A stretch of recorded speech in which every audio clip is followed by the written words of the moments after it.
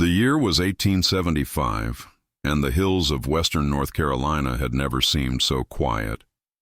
The locals said even the crickets stopped singing when the Marin house lights came on. It stood at the edge of a valley the mapmakers forgot, its porch sagging under the weight of whispers older than the town itself. Folks spoke of their children being born with full sets of teeth, tiny white blades glinting through gums before the first wail. But the strange part wasn't what they were born with. It was what they lacked. None of them ever cried. None ever cooed. Not a sound left their lips until years later, when they learned to speak, only after learning to bite. When a young physician named Dr. Alcott rode into the valley that autumn, he thought it was just another tale spun from superstition and moonshine. But the first thing he saw upon stepping into the Marin home was a mother rocking her infant near the fire. The child was silent, calm, almost peaceful, until it leaned forward and sank its teeth into her finger. She didn't scream. She didn't pull away. She simply looked up at the doctor with a hollow smile and whispered, "He's just saying hello." Outside, the wind clawed through the trees, and somewhere deep in the valley, a low human growl rose and fell, like a lullaby no one should ever hum. The road to the Marin Valley was a ribbon of red dust and silence, twisting through pines that leaned too close, as if listening. Dr. Jonathan Alcott rode alone, his horse panting beneath him, the air thick with the smell of wet bark and decay. He had been summoned by letter, a single page written in shaking script that carried no signature, only a plea. Come before the next child is born. They bite before they speak. The handwriting was desperate, almost frantic, but what unsettled him more was the postmark. It came from a settlement that, as far as the medical registry was concerned, didn't exist anymore. Alcott had seen strange cases in his short career, but curiosity always outran fear, and curiosity is what led him deeper into the valley, that locals warned him never to visit after sunset. Along the road, he passed the ruins of what must have been a church once. Its bell cracked open like an egg, the rope still swaying though there was no wind. The townsfolk he met in the nearby hamlet refused to speak of the Marins directly. They traded glances instead of words, lips pressed tight as if the very mention of the name might summon something. One old man at the inn, his eyes clouded with cataract and grief, leaned close to Alcott and said, "If you hear teeth clatter in the night, ride the other way. Don't look back." By the time he reached the Marin property, daylight was already slipping into a copper haze. The house stood alone among dying apple trees, its shutters hanging by rusted nails, the ground below littered with small bones that looked too clean to have come from animals. The air was damp, sour, and unnaturally still. Alcott knocked once, and the sound didn't echo. It just vanished into the air, swallowed whole by the silence. When the door opened, a woman appeared, her skin pale as riverstone, her eyes rimmed red from sleeplessness. She said nothing at first, only motioned for him to come inside. Inside, the air smelled of iron and smoke, and a faint humming filled the room, low and rhythmic, like a heartbeat under the floorboards. The woman finally spoke, her voice thin but steady. "We've been waiting, doctor. He came early." Her words hung in the air like frost. She led him to a small cradle near the fire. The baby was swaddled tight, its eyes open and fixed, unblinking, following every movement. Alcott bent closer, expecting the coo of an infant, but there was none. The child's lips twitched, and for a moment he thought it might smile. Then, without warning, it opened its mouth and clamped down on its mother's cess finger with such force that Alcott heard the skin tear. The mother didn't cry out. She simply pressed the child closer, whispering in a tone both tender and resigned. "That's how they greet." Blood dripped down her hand, thick and red against the baby's pale chin. Alcott froze, his breath caught somewhere between disbelief and nausea. The mother turned toward him with eyes that held both apology and warning. "You'll understand soon," she said, before cradling the infant back to sleep as if nothing had happened. From the corner of the room, a small noise drew his attention, a faint tapping like fingernails against glass. He turned and saw 3 other children standing at the window, motionless, their teeth faintly visible even in the dim light. None of them made a sound. They only stared, heads tilted, as if studying him the way an animal studies its prey. Outside, the wind stirred at last, and somewhere among the trees, something laughed, a sound that didn't belong to any child at all. Dr. Alcott's hands trembled slightly as he set his medical bag on the wooden table, the leather creaking in the suffocating quiet of the Marin house. The fire hissed in the hearth, casting long, warped shadows that crawled across the walls like veins. The mother, pale and composed despite the bleeding wound on her finger, refused his offer to dress it. "It stops faster if you let them taste," she murmured, her tone calm, almost reverent. Alcott tried to hide his unease behind a professional mask, but his pulse betrayed him, hammering at his throat. He had read of strange conditions, infantile spasms, early dentition, but nothing in any journal spoke of a child who bit deliberately with awareness, before ever forming its first word. The baby had stopped moving now, its small chest rising and falling in shallow rhythm, yet its eyes never closed. They followed him across the room, studying him the way one studies movement in the dark. He crouched to examine the child, forcing logic to rise above fear. "May I?" he asked, though the question seemed unnecessary. The mother nodded. Gently, Alcott unwrapped the thin blanket, revealing an infant that should have been helpless, but wasn't. Its limbs were too tense, its jawline defined, the gums already split by a row of tiny, perfectly formed teeth gleaming in the firelight. He leaned closer, inspecting the mouth, but before he could touch the child, it snapped, its teeth clicking together with such sharp precision that he instinctively jerked back. The sound lingered in his ears, brittle and wrong, as if it didn't come from the child alone, but from somewhere deep in the house. A small giggle came from behind him. Turning sharply, Alcott saw one of the older children, perhaps 5 or 6, standing barefoot at the doorway. Her hair was tangled, her skin gray with cold, and her lips parted just enough to reveal the same unnerving teeth. She didn't speak. She simply tilted her head and stared, her gaze unblinking. "That's Mabel," the mother said softly. "She spoke her first word last winter, only after she bit her brother." The words landed with the weight of confession, but Alcott couldn't bring himself to respond. His mind tried to rationalize, to fit these events into the framework of science, yet each moment stretched further from the familiar. The fire dimmed suddenly, as though the air itself thickened. The infant began to make a low sound, not quite a growl, not quite a hum, but something between the two, vibrating softly against the silence. The mother turned her face toward the child and whispered something too quiet for him to catch. Then she reached for Alcott's hand. "It's not illness," she said. "It's inheritance." He pulled his hand away instinctively, unsettled by the chill of her skin. "Inheritance of what?" he asked, his voice barely holding steady. She didn't answer. Instead, she glanced toward the window, where outside something moved among the trees. A figure, or maybe several, their outlines shifting in the flicker of firelight. Alcott approached the window, peering into the gloom. The orchard beyond the house stretched into the mist, branches bare, their silhouettes resembling twisted fingers. For a moment, he thought he saw small shapes darting between the trunks, children perhaps, or something wearing their size. A faint tapping began against the glass, slow and deliberate, and when he looked down, he saw another child's face pressed close to the pane, teeth bared in what might have been a smile. He stumbled backward, his heartbeat drumming against his ribs. The mother didn't react, as though this nightly visitation was routine. "They come to listen," she said quietly. "Before they speak, they listen for others like them." Alcott's voice caught in his throat as he whispered, "Others?" The mother only smiled faintly, her bleeding finger now dry. "Not all our kin are buried," she said, and the baby in the cradle began to giggle.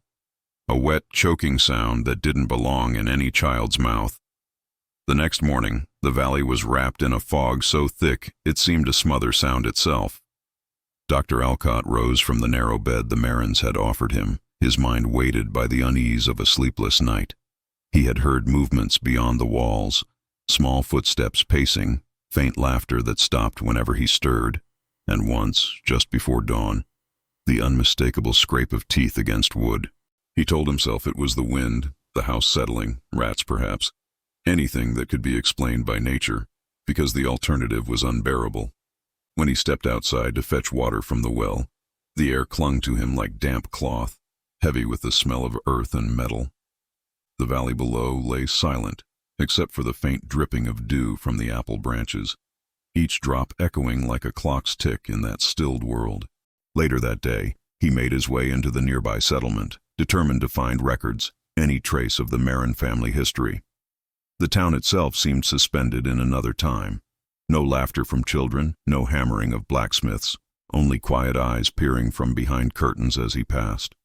The local apothecary, a stooped woman named Mrs. Gray, recognized his professional attire and reluctantly agreed to speak. When Alcott mentioned the Marins, she went pale and pressed her hands together as though in prayer. "You shouldn't have gone there," she said softly. "They're born wrong, those ones. My mother said it started with a midwife's curse." Alcott leaned forward, sensing she knew more than she wanted to tell. "What curse?" he asked. The woman hesitated, then whispered, "A long time ago, before the war, there was a woman, Martha Marin, who delivered her own child dead. She bit through the umbilical cord herself when the midwife refused to help. They say her grief called something into her blood that never left." Intrigued but skeptical, Alcott pressed for more, and the apothecary reluctantly handed him an old township record, a ledger yellowed by time. The Marin family appeared often, but what caught his eye was a pattern. Every few years, births were recorded, but none had baptism dates beside them. No school enrollments, no death certificates beyond early childhood. Yet the family line continued unbroken. "They don't die the way we do," Mrs. Gray said, watching his expression. "And they don't cry, doctor, not once. Some say the devil took their tongues before God could." Her words might have sounded like superstition, but Alcott couldn't ignore the precision of her fear, the way it seemed born of memory, not imagination. When he returned to the Marin home, dusk had already begun to fall, the sky bleeding into a dull red over the ridgeline. As he approached the porch, he noticed something he hadn't before. Rows of small wooden carvings hung beneath the eaves, each shaped crudely, like a mouth. Some were missing teeth. Others were filled with what looked like small bones pressed into the wood. They clattered softly in the wind, producing a sound that almost resembled speech. Inside, the family sat gathered near the fire, silent as statues. The mother met his eyes, and for a moment Alcott thought she might smile again, but instead she said quietly, "You spoke with them in town, didn't you?" He admitted that he had. Her gaze hardened, though her voice remained calm. "They only know half the story. We were never cursed. We were chosen." The word sent a chill through him, more terrifying than any superstition. "Chosen by what?" he asked. The oldest child, who had been sitting in the corner sharpening a stick with what could only have been a tooth, looked up and whispered for the first time, "By the ones who bit first."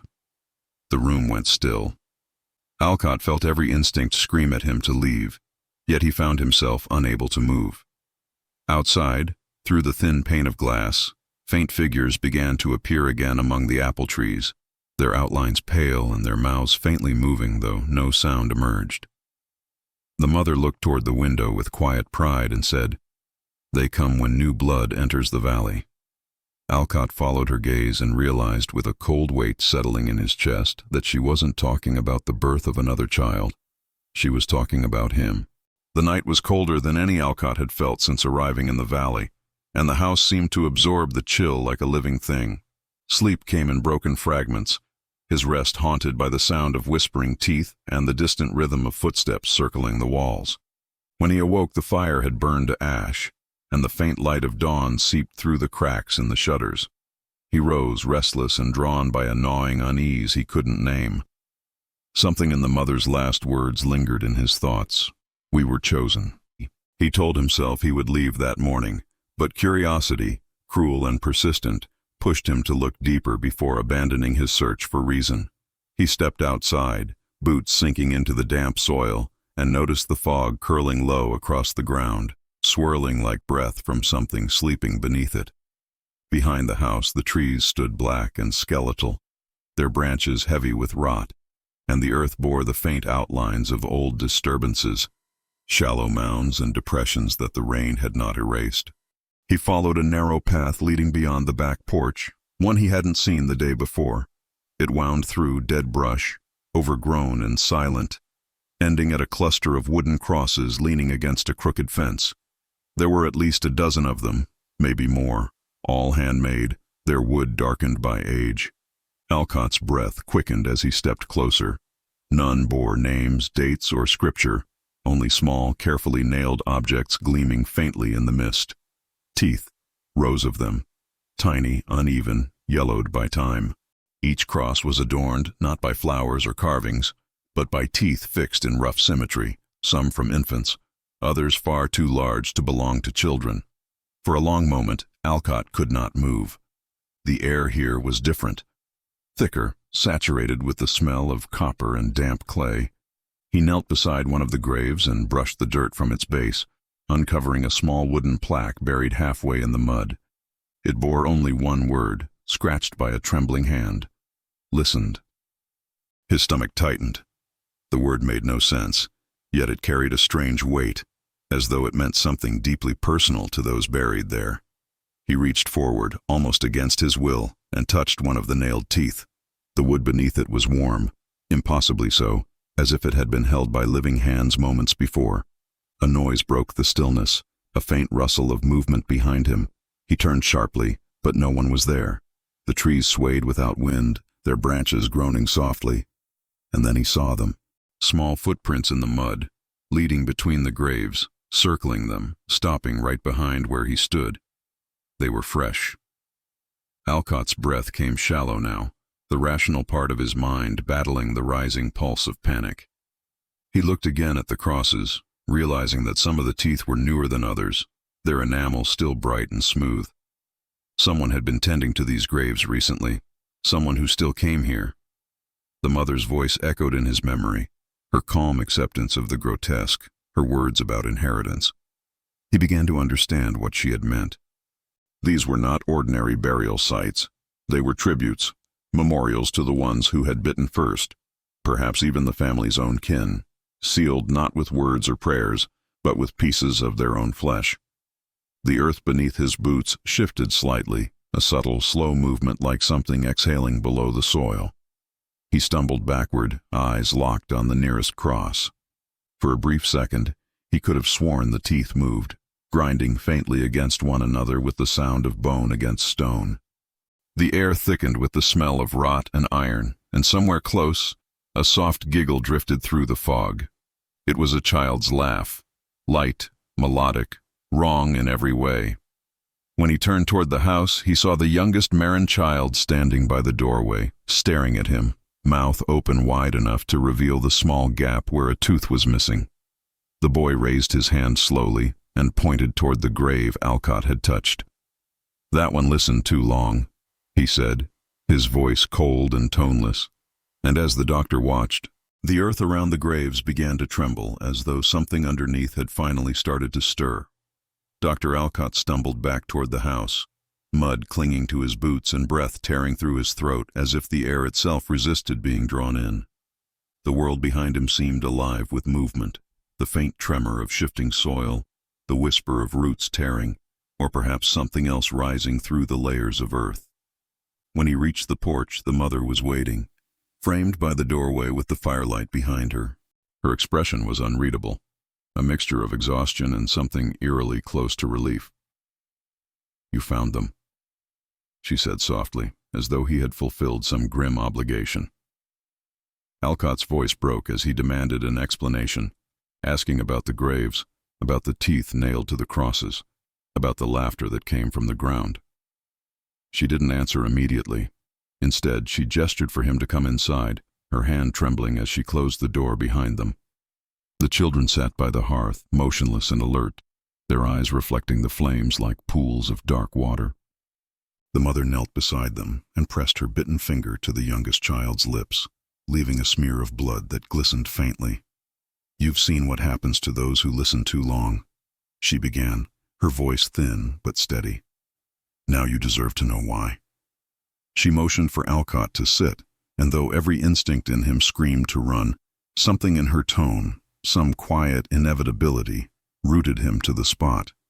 "It began before me," she continued. "Before my mother, before hers. They say the first of us was cursed, but I've come to believe it wasn't a curse. It was a demand." Her eyes drifted toward the fire, where the flames hissed as though listening. "Our blood carries a hunger older than speech. We are born knowing how to take before we learn how to ask. The first sound our kind ever made wasn't a cry, it was the snap of teeth. And if we do not feed before we speak, our bodies dry out, our tongues turn black, and our voices never come." Alcott stared at her, the logic of medicine collapsing beneath the gravity of her words. "That's impossible," he whispered, though his voice lacked conviction. She shook her head. "You saw the graves. Those were the ones who refused. They tried to be human, to silence what was inside them. But the silence took them. Every one of them died voiceless." She reached for the locket around her neck and opened it to reveal a tiny, darkened tooth nestled where a portrait should have been. "My firstborn," she said quietly. "He never bit. I buried him with the others." The fire cracked, and for a moment, Alcott thought he heard a faint gnawing sound coming from within the walls. The children turned their heads toward it in perfect unison, but the mother continued speaking, her tone almost reverent. "Each child must draw blood before their first word," she said. "Animal, kin, it does not matter. The bite binds them to the living. It feeds what was given to us generations ago. That's why I let them feed." Alcott's stomach twisted as realization spread through him. She hadn't been protecting her children from some inherited disease. She had been nurturing it. "You think this is survival?" he asked, voice cracking. The mother smiled faintly. "It is balance. The old world took speech from us, so we learned another way to speak. Every drop of blood tells a story. Every bite is a word older than language." The room grew colder, the shadows on the walls lengthening as though the fire were losing its will to burn. The children began humming, a low, guttural tune that pulsed in time with Alcott's heartbeat. The sound wasn't melodic, it was primal, vibrating deep in the bones. The mother stood, her eyes reflecting both sorrow and pride. "It is not something we choose," she said. "It is something that remembers us long after we are gone." And as she spoke, the youngest child crawled closer to Alcott, its small mouth opening to reveal a new tooth breaking through the gum line, glistening and sharp as glass, as though ready to begin its first word. The storm rolled in from the east with a violence that seemed almost alive, shaking the Marin house as if it meant to tear it apart. Rain struck the windows in furious waves, and thunder crawled across the valley like a living thing. Dr. Alcott sat by the hearth, his thoughts spiraling between reason and madness. Every sound of the house now seemed to whisper. Every creak carried meaning. The mother had retired upstairs with the youngest child, leaving the others scattered through the rooms like silent sentinels.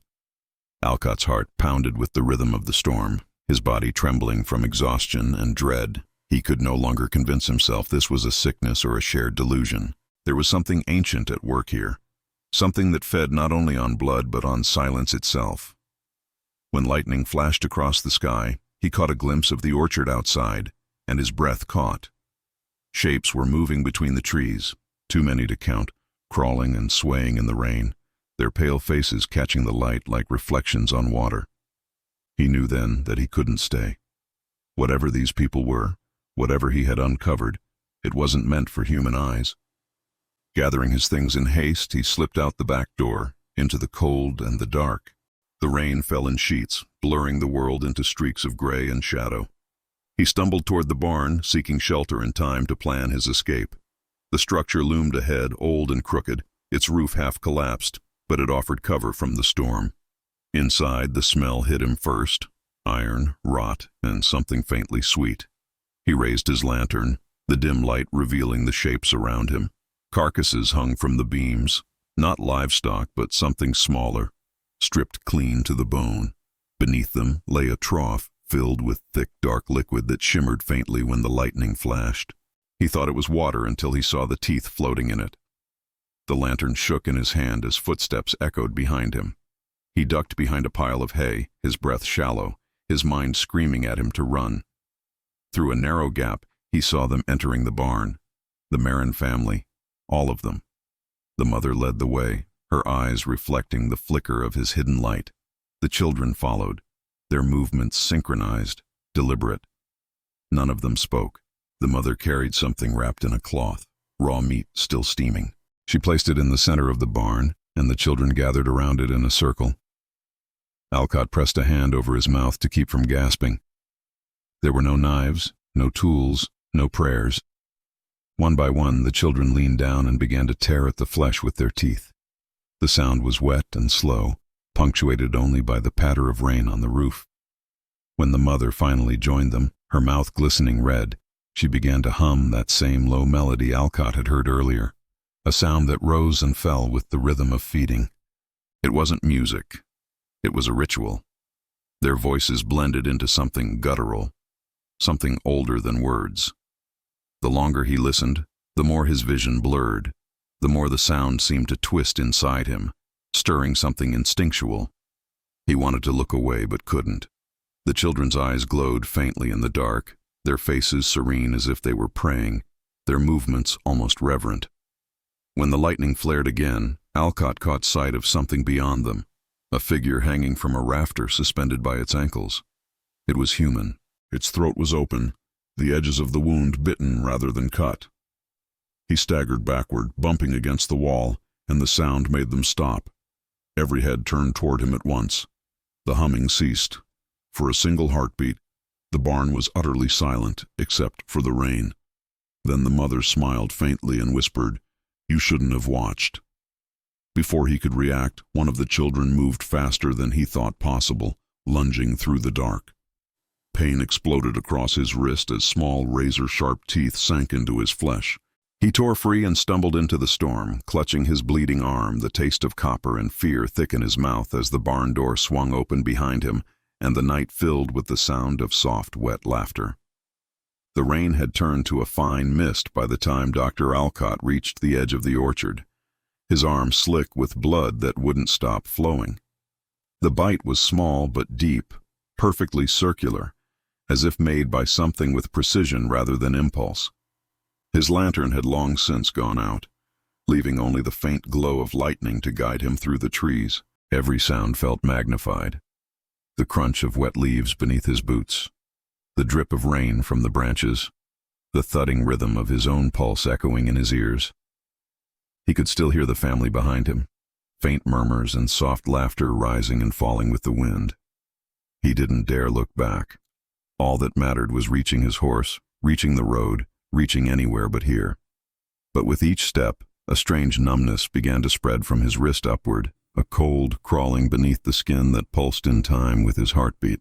He pressed his other hand against the wound, but the bleeding had slowed, replaced by an itching that felt almost alive, as though something beneath the flesh were moving. He stumbled through the fog, trying to focus on reason, on science, on anything that would tether him to sanity. The bite, he told himself, was infected. Perhaps the child carried some rare bacterial strain, some toxin he hadn't encountered before. But the explanation didn't hold. Infection couldn't account for the low hum building in his ears, a frequency that seemed to come from inside his skull rather than around him. It wasn't sound exactly. It was vibration, something primal that made his teeth ache and his tongue twitch involuntarily. He realized with horror that he was clenching his jaw, grinding his teeth together, as though testing their strength. His breath came ragged, his throat dry, and when he tried to call out, to shout for help or even curse, the sound that left him wasn't his voice. It was a rasping hiss, broken and guttural, almost like the growl he'd heard from the Marin infant. By the time he reached the horse, the world had begun to tilt in strange ways. The trees around him swayed not with the wind but with rhythm, as if breathing in unison. The valley pulsed with life that wasn't human.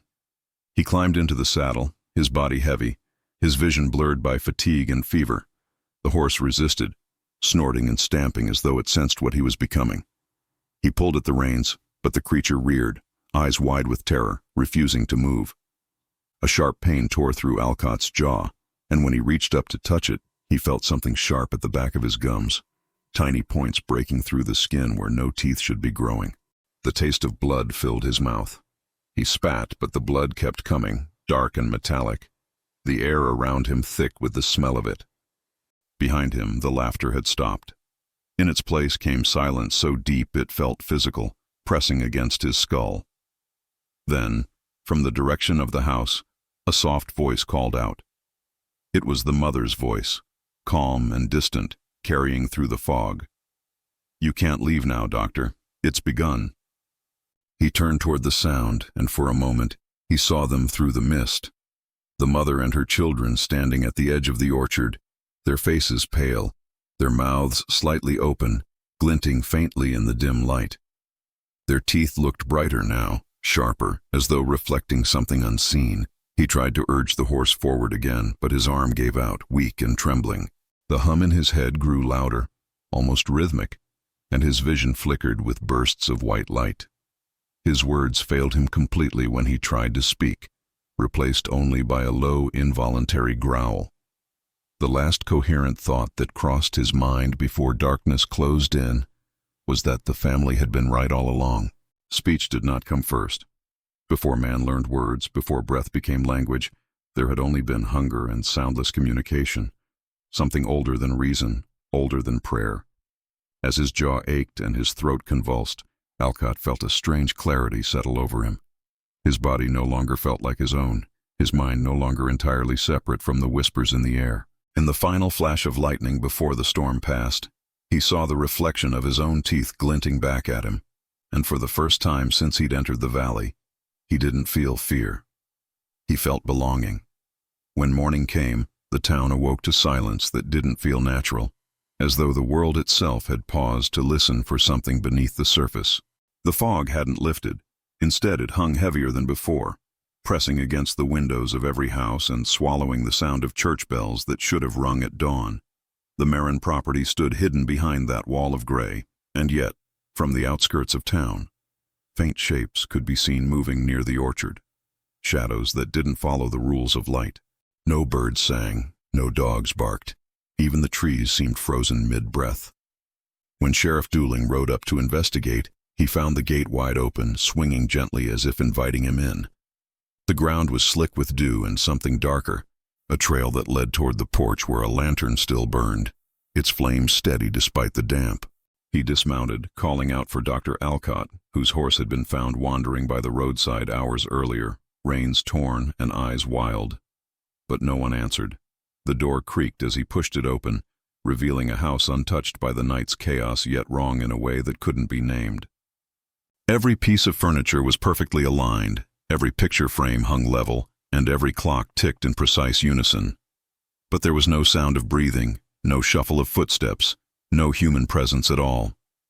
On the dining table lay a single sheet of paper, covered in Dr. Alcott's handwriting, though the words grew less legible toward the end, the lines twisting and breaking as though written by an unsteady hand.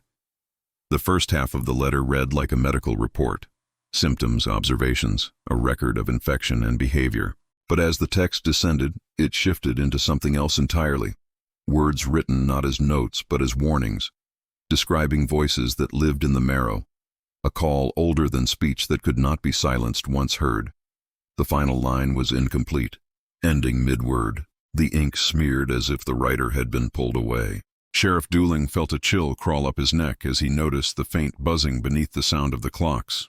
It wasn't mechanical, it was alive, like the hum of 1,000 insects resonating from the walls themselves. He stepped back, his boots slipping against the floor, and saw faint impressions in the wood. Bare footprints, small and narrow, leading from the kitchen to the stairs. Against his better judgment, he followed them, each step amplifying the vibration until it seemed to beat in his chest. At the top of the staircase, the footprints stopped outside a closed door. He hesitated, then turned the handle slowly. The room beyond was dark except for a single beam of light filtering through a crack in the curtains.